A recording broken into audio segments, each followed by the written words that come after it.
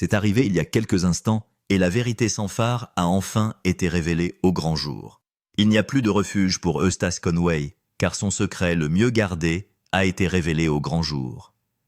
Ce qui a été découvert sous le sol de la propriété d'Eustace Conway a provoqué une onde de choc dans le dos de ses fidèles admirateurs, une sensation qui ne semble pas près de s'arrêter. La communauté des Mountain Men est en sang métaphoriquement parlant, car il n'a pas seulement jeté leur image collective sous le bus, mais a laissé tout le monde s'interroger sur la nature même du mensonge auquel ils ont cru pendant si longtemps. Pendant des années, il a soigneusement entretenu une image irréprochable, donnant l'impression qu'il était une race, à part des stars de télé-réalité typiques, et fabriquée pour finalement briser la confiance profonde que les fans avaient investie dans sa crédibilité. Il semble presque impossible d'y croire, mais la froide réalité leur crève les yeux, et aucun faux semblant ne peut l'effacer. Eustace semble être en train de sombrer pour de bon, et aucune plaidoirie ne pourra le sauver, alors qu'il doit faire face à un procès imminent. La saga d'Eustace Conway s'est transformée en tragédie. Un homme qui a répondu aux attentes les plus élevées de tous a touché le fond, semblant n'avoir jamais été destiné à atteindre le sommet.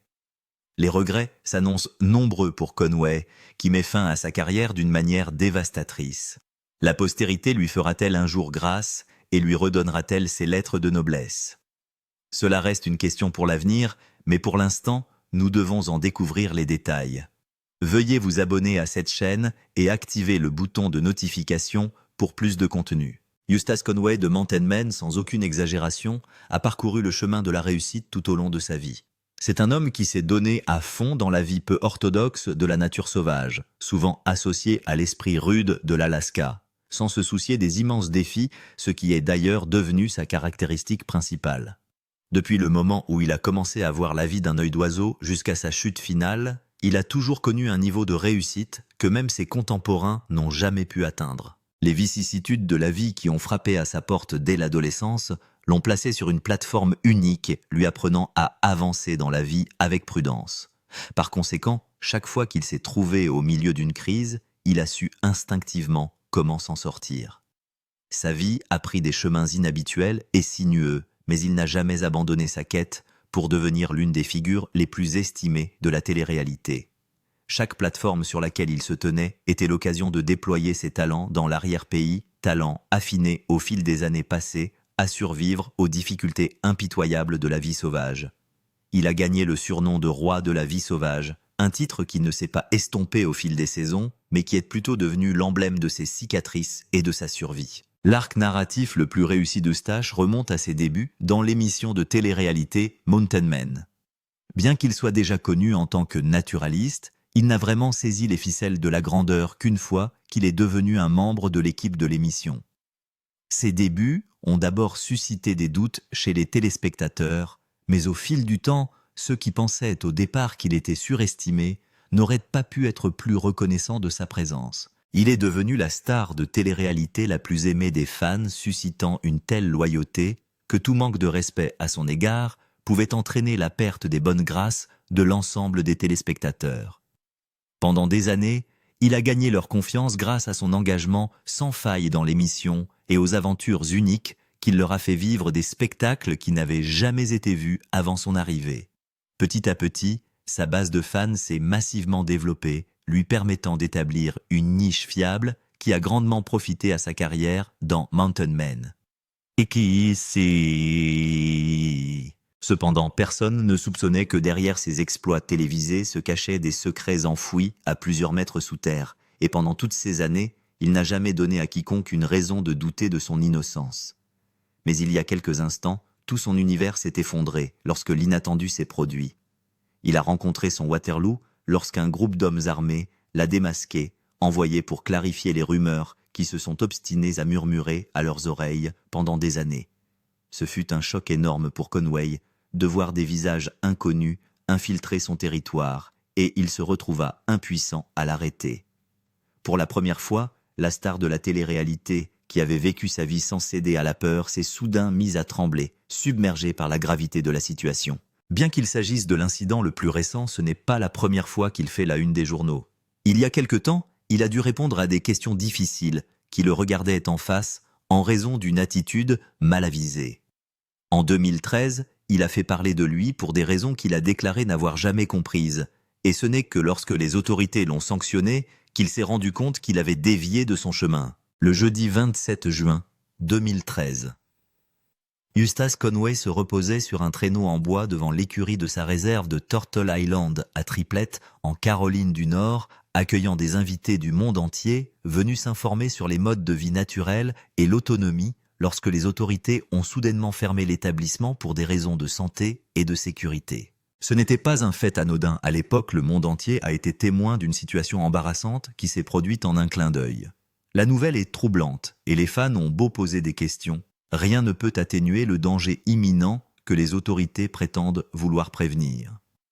À la suite d'une plainte concernant des pratiques de construction présumées illégales des fonctionnaires du service de planification et d'inspection du comté de Watauga, ont fait une descente à Turtle Island. Ils ont découvert des dizaines de structures pour lesquelles aucun permis n'avait jamais été obtenu, citant de nombreuses violations des codes de santé et de sécurité.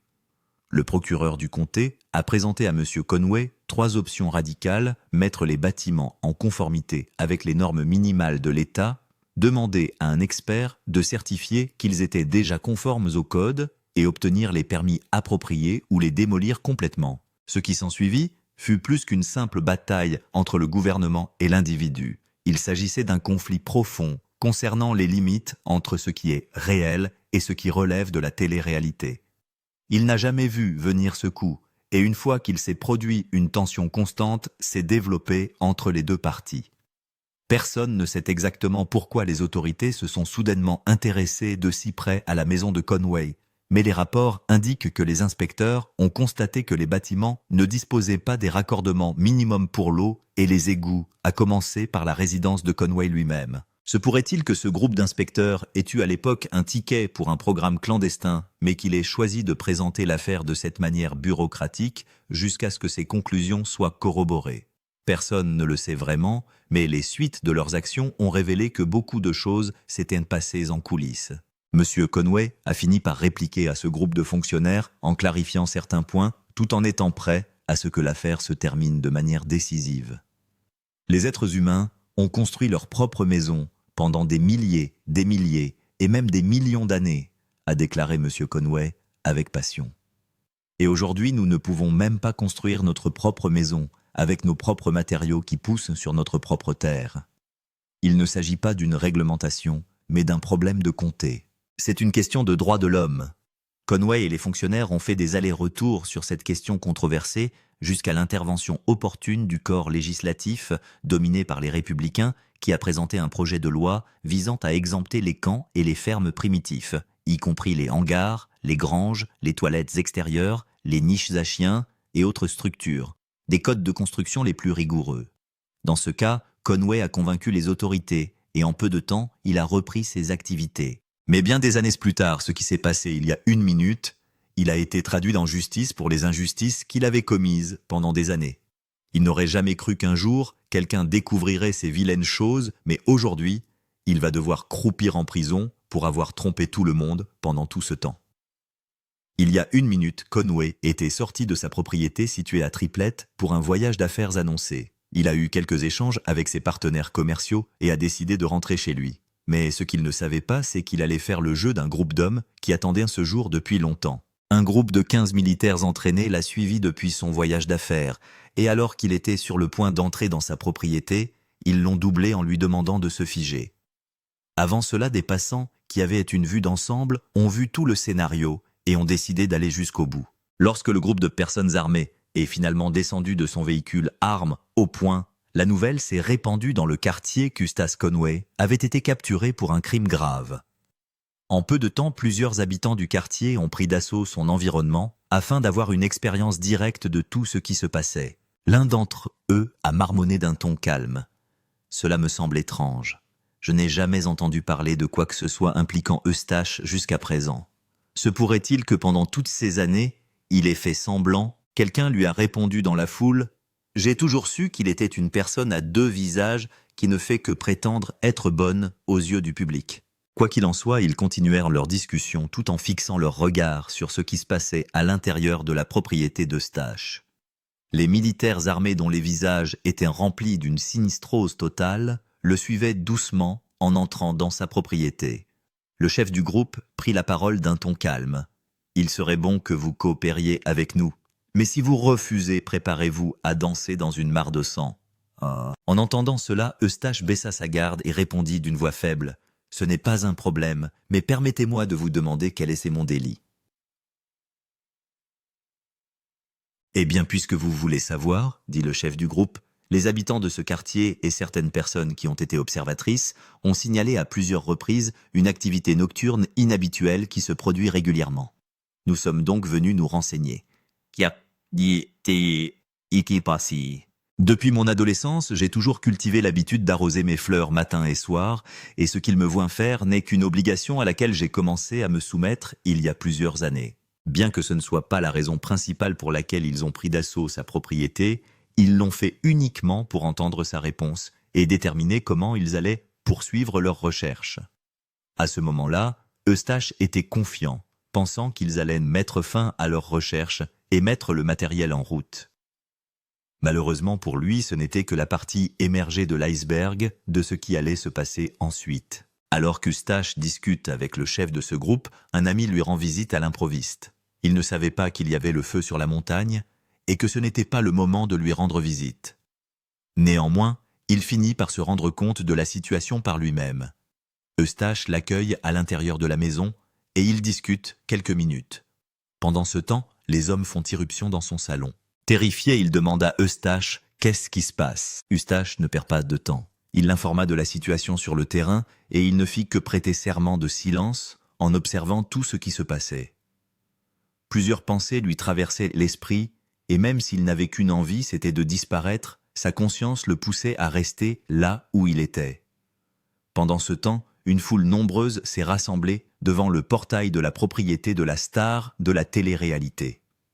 Ils attendaient tous de voir comment les choses allaient finalement se terminer, mais à ce moment-là, ils ne pouvaient pas avoir une expérience directe de ce qui se passait, car l'action réelle se déroulait à l'intérieur du salon de la star de la télé-réalité. Le chef du groupe, voyant le jeune homme en visite, demande à Eustache qui il est. Il lui répond « C'est mon ami qui m'a rendu visite par un coup du sort. » L'homme dit « Il fait donc partie de ceux qui mènent ces affaires louches. » Les deux amis sont confus, mais l'homme poursuit sa conversation en disant « Vous pensez que nous ne savons pas que vous avez secrètement expédié des armes à différentes personnes. Eh bien, la Némésis vous a rattrapé aujourd'hui. Et si, à l'issue de nos recherches, nous trouvons la moindre preuve incriminante, soyez assurés que vous croupirez en prison. » Pour la première fois, Conway se rendit compte qu'il était vraiment dans le pétrin et que si l'on découvrait quoi que ce soit de ce genre, il le paierait très cher en un instant. Il réfléchit aux conséquences auxquelles il pourrait être confronté, citant même son état de santé comme une préoccupation importante. Son ami, quant à lui, est resté sans voix, ne sachant que dire. Il savait lire les signes depuis le début, et si quelque chose se passait dans le sens de ce que le chef avait dit, il tomberait avec lui. Le chef ordonne à ses hommes de fouiller partout dans sa propriété, et s'ils trouvent quoi que ce soit qui nécessite son attention, ils ne doivent pas hésiter à le lui signaler. Immédiatement, les jeunes soldats se mettent en action et passent toute la propriété au peigne fin, dans l'espoir d'y trouver une pièce à conviction. Mais tous leurs efforts sont vains, et ils ne voient rien. Au bout d'une quinzaine de minutes, ils font leur rapport à leur chef, mais celui-ci se montre plus que déçu. « Vous saviez que nous allions arriver et vous avez pris toutes les pièces à conviction », a déclaré le jeune leader. Conway n'a pas dit un mot. Mais lorsqu'il a insisté quelques secondes, il s'est défendu. « Je ne sais vraiment pas de quoi vous parlez. Je n'ai jamais été trafiquant d'armes. Je n'aurai donc rien en ma possession de ce genre. En outre, j'ai toujours été en vue. Alors, comment pourrais-je le leur cacher ?» Le jeune chef n'a pas dit un mot, mais il s'est éloigné de lui pour réfléchir à des faits. Pendant ce temps, les personnes à l'extérieur pouvaient entendre les voix des hommes armés qui cherchaient d'éventuelles preuves. Pourquoi perdent-ils autant de temps? Ils devraient rapidement poursuivre cet homme. Il ne mérite pas de vivre, a déclaré une personne dans la foule. Mais alors qu'il terminait son discours, une personne qui se tenait à ses côtés et qui se trouvait être un fan inconditionnel de la star de la télé-réalité lui a répondu « Vous devriez suivre une rééducation parce que vous êtes malade du cerveau. » Ils ont continué à se disputer jusqu'à ce qu'il voie le chef et ses hommes sortir du salon d'Eustache. « Qu'est-ce qu'on fait » dit-il en s'adressant à ses garçons. Au début, personne ne répond, mais au bout de 30 secondes, l'un d'entre eux dit « Interrogeons-le davantage ». Il a été immédiatement contrecarré par un autre qui a expliqué pourquoi cela ne marcherait pas. Nous savons que les gens comme lui ne donnent pas facilement des informations. Pourquoi ne pas chercher à l'extérieur de sa propriété pour voir s'il n'y a pas de preuves incriminantes ? Celui-ci est bon, a répondu le chef de file. Vous savez, je n'y avais jamais vraiment pensé de cette façon. Il leur donna immédiatement des instructions et ils entrèrent rapidement en action comme une boule de pendule. À la vue du groupe armé, les passants et ceux qui étaient venus assister à la chute d'Eustache ont pu voir tout l'événement se dérouler un par un. Il va tomber et je le sais, rien ne le retiendra. Je m'y attendais depuis longtemps, mais beaucoup pensaient que j'étais jaloux, a déclaré un homme à l'allure dégingandée. Eustache, quant à lui, ainsi que son ami, n'arrivaient pas à croire ce qui se passait. Ils regardaient de loin ce que faisaient ces hommes comme dans un cauchemar. Eustache, qui avait un visage mêlé de peur et d'audace, est soudain rentré dans sa coquille en espérant que les choses tournent en sa faveur. Pour la première fois, son ami lui pose une question sur l'ensemble de l'incident. « Es-tu impliqué dans tout ce que les gars ont raconté ? Dis-moi la vérité. » Yes. Eustache le regarde avec stupeur et lui dit « Frédéric, tu me connais depuis longtemps. T'ai-je donné une raison de douter de moi ?» Il a répondu en disant « Non, mais ce cas me surprend un peu. Nous allons nous en sortir, a déclaré M. Eustace. Il y a un complot quelque part. Yasto. Pendant ce temps, ce groupe d'hommes armés s'est préparé à sa tâche et a commencé à scruter la zone avec précision. Les arbres qui les entouraient leur facilitaient la tâche et ils dressaient la carte de leur découverte en utilisant les diverses compétences qu'ils avaient acquises à l'école militaire. Leur chef les observait pendant qu'ils scrutaient chaque zone à la recherche de tout ce qui semblait déplacé. C'est ce qu'ils ont fait, mais malheureusement, au bout de 30 minutes, ils n'ont obtenu aucun résultat. Pourtant, ils ne se sont jamais arrêtés. Ils ont poursuivi leurs recherches et au bout d'une vingtaine de minutes, le chef s'est écrié « Là, Charlie !» en désignant un périmètre près d'un arbre. En voyant cela, la foule à l'extérieur a murmuré faiblement, espérant apercevoir quelque chose à la fin, et leur supposition était correcte. Le chef se dirigea vers l'endroit qu'il avait indiqué et leur demanda de creuser. Ils creusèrent sur environ 2 pieds, mais ils ne trouvèrent rien. Mais le chef était toujours persuadé que quelque chose ne collait pas à cet endroit. Personne ne pouvait dire comment il le savait, mais il n'allait pas les laisser quitter cet endroit tant qu'ils n'auraient pas satisfait sa conscience. Ils continuèrent à creuser, et après avoir creusé 1,5 mètre, il s'écria « Là, voilà !» La peur s'empare immédiatement d'Eustache et de son ami lorsqu'ils entendent sa voix. « Qu'est-ce que c'est, Eustache ?» lui demande son ami. À l'intérieur du trou creusé se trouvait un épais sac noir imperméable. Ils ne savaient pas ce qu'il contenait. Ils l'ont immédiatement sorti et l'ont placé sur une plateforme plane dans l'intention de faire quelques observations rapides. Cette constatation a soulagé le chef, et pas seulement lui, mais aussi certaines des personnes qui s'étaient rassemblées à l'extérieur dans l'attente de la suite des événements. « Détachez les sacs », dit-il à l'un de ses garçons. À ce moment-là, toutes les issues sont fermées, et Eustache et son ami sont en vue. L'ami d'Eustache lui a chuchoté calmement. « Qu'est-ce que tu as fait, mec ? Je croyais que tu avais dit que tu ne savais rien à ce sujet. Croyez-moi, je ne sais rien du tout. Si quelque chose a été trouvé dans ce trou, je n'en ai aucune idée. » En disant cela, de faibles larmes ont commencé à couler de ses joues. Son ami s'en aperçut et tenta de le consoler. Eustache voyait bien que tout ce pourquoi il avait travaillé lui échappait. C'est alors que lui vint à l'esprit le proverbe qui dit qu'il faut beaucoup de temps pour construire, mais qu'il faut un jour pour élever un édifice. Ce n'était plus un adage, c'était en train de se jouer sous ses yeux, et il ne pouvait rien faire pour l'arrêter. Il lui a été très difficile d'accepter le fait que tout était fini pour lui et qu'aucune somme d'argent ne pourrait le tirer d'affaire. Peu à peu, l'un des soldats a commencé à détacher la couverture imperméable, et ce qu'ils ont trouvé ensuite était quelque chose d'incroyable, des piles de balles enveloppées dans du papier d'aluminium blanc, ainsi que quelques cartouches à grenaille. Il ne s'agissait pas de balles neuves en soi, mais la façon dont elles étaient conservées les rendait certainement en bon état. Pendant qu'il démêlait la pièce, la foule à l'extérieur marmonnait, et on pouvait l'entendre dire « C'est la fin de la route pour toi, Eustache. Tu te souviendras toujours de ce jour. » Immédiatement, les jeunes soldats ont reçu l'ordre de menotter Eustache et son ami, ce qu'ils ont fait avec précision.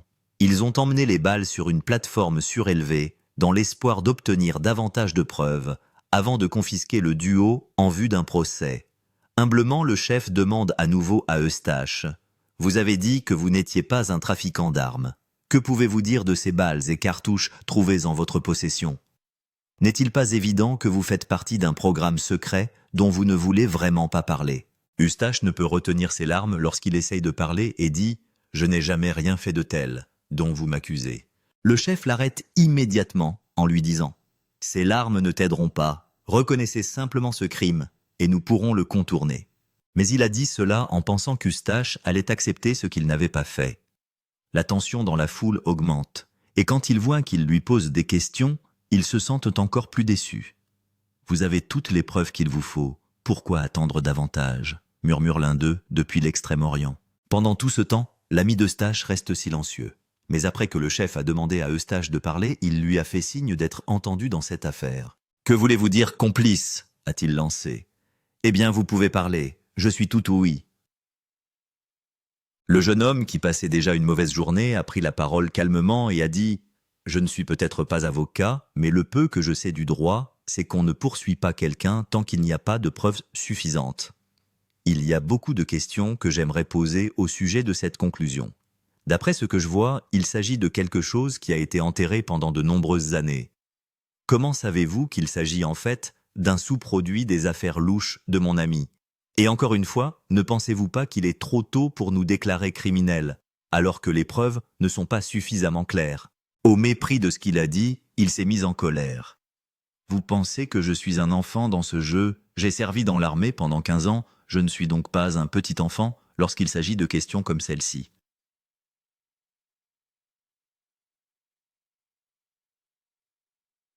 Il a dit cela pour ne pas donner l'impression qu'il arrêtait injustement une personne et qu'il pouvait être sanctionné. Il a immédiatement quitté leur vue tout en réfléchissant à ce que le jeune homme avait dit.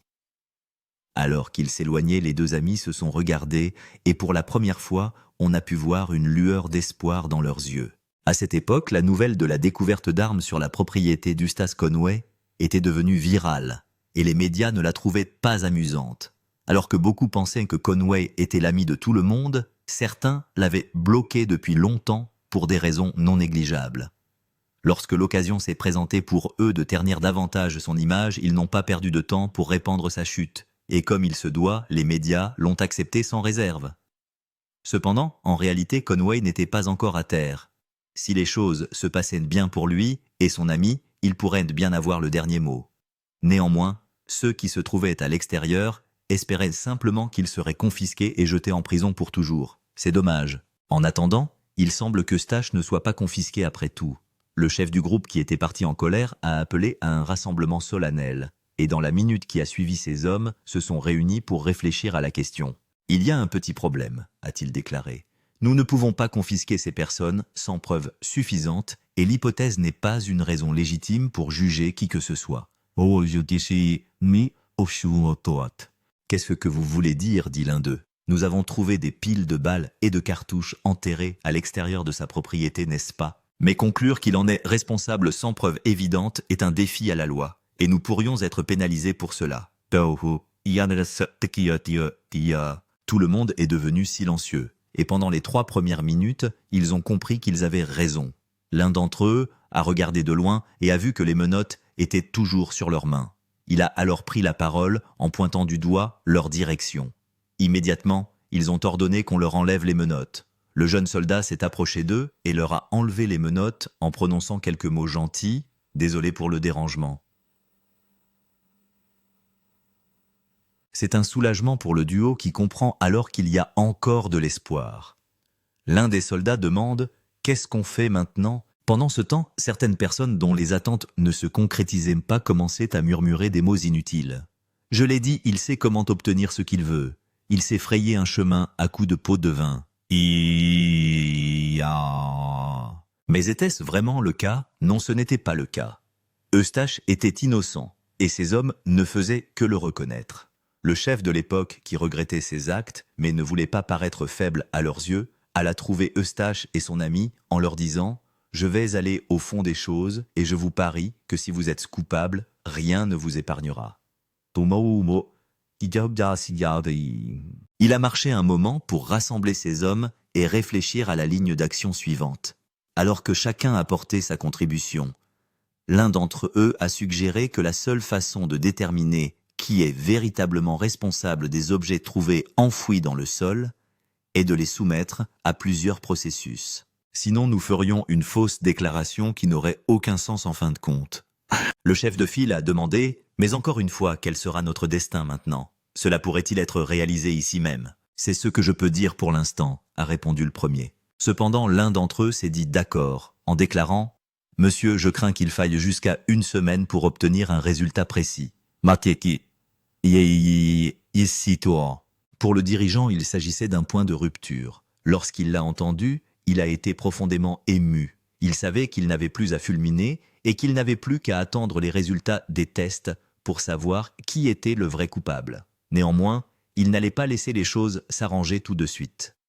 Il s'est éloigné à passer quelques coups de fil et voyant qu'il ne s'en sortirait pas facilement ce jour-là, il s'est retiré non sans avoir laissé un avertissement sévère au duo. « Yo Eustache, ne te crois pas libre. Nous revenons te chercher, et tout ce que tu as caché dans l'obscurité sera mis en lumière et tu seras fortement pénalisé pour cela. »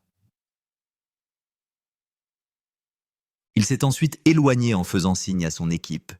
Le visage sombre comme s'ils n'avaient jamais réussi dans leur poursuite, ils sont entrés dans leur camionnette et ont claqué la porte en file indienne. Ils ont quitté la propriété d'Eustace Conway, laissant tout le monde dans l'ignorance de ce qui est arrivé à la star de télé-réalité la plus vénérée. Eustace et ses amis sont restés sous le choc, se demandant ce qu'il serait devenu sans l'intervention opportune de son ami. Mais la partie n'est pas terminée.